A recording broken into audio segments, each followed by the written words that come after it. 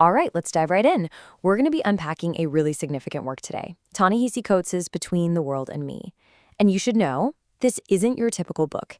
It's written as this incredibly raw and personal letter from a father to his teenage son. Right from the jump, Coates makes his central argument incredibly clear. For him, racism isn't some abstract idea you debate in a classroom. It's a physical force. It's something that happens to the body, the one thing we feel like we actually own. And this idea, this visceral, physical assault, is really the beating heart of his entire message. So what prompted this letter? Well, it was the Ferguson verdict.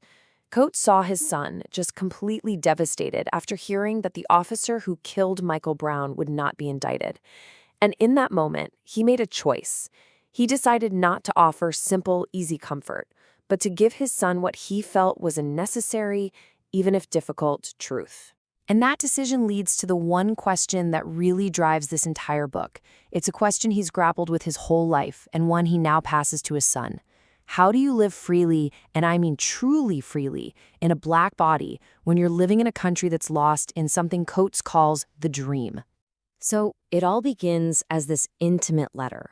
It's a father trying to arm his son with understanding for a world that he knows he can't always shield him from. And to explain that world, Coates first has to break down this concept he calls the dream. And more importantly, why he sees it as being so incredibly dangerous. So what is the dream?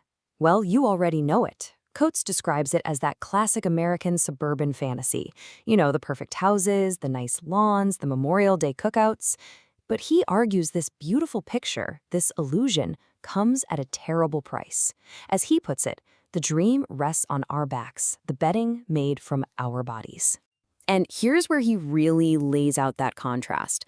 On one side, you have the dreamers, who believe in American exceptionalism and what it means to be white.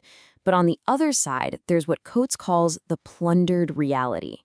The fact that this dream is built on a foundation of violently pillaging Black life, Black liberty, and Black land. Now this is a huge idea. Coates completely flips the script on how we usually think about race. He argues that the act of racism actually came first. The very concept of race, this hierarchy, he says, was invented specifically to justify the plunder. It's a radical and absolutely foundational idea in his work. But this kind of understanding didn't just appear out of nowhere. It was hard-won. And Coates takes us through his own personal journey, from a life dominated by fear to one of deep consciousness. His first classroom, the streets of West Baltimore. And his education there wasn't about books, it was about survival. He paints this picture of a world where your body was in constant danger, a world governed by fear, where you could be erased in a heartbeat. And then everything changed. He got to Howard University, a place he calls the Mecca, and it was a total transformation. It wasn't just a college. It was this vibrant, living crossroads of the entire Black diaspora. And for the first time, he saw that Black wasn't just one thing. It was this beautiful, sprawling, cosmopolitan spectrum of people. And it was there that he really learned to question everything. In this awakening, Malcolm X becomes this incredibly important figure. To Coates, Malcolm was the first truly honest man he had ever heard speak. He wasn't trying to make anyone comfortable. He just asserted the value and the sanctity of the Black body as a fact, not a plea. He spoke, as Coates says, like a man who was truly free.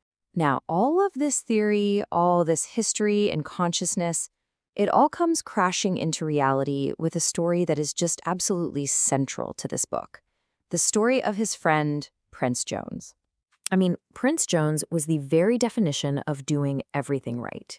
He was a kind, beloved student at Howard, the son of a very successful doctor. He was charismatic, a devout Christian. He himself was a believer in the American dream. But none of that mattered.